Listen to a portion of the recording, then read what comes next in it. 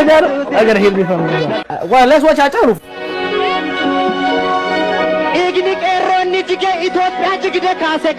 Yeah.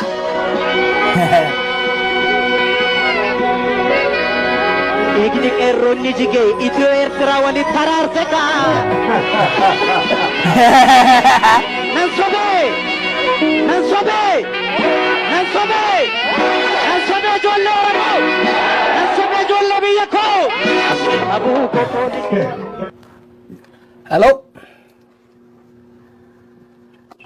Matrayasi.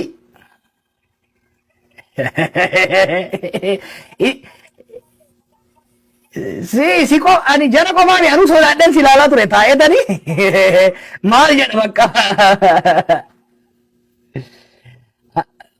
onnee koorraa naa dubbatte bo onnee koorraa lakka bo dhugaa har'a Oromoo hunda irra dubbatte beektaa garaa Oromoo hunda waanuma jiru dubbatte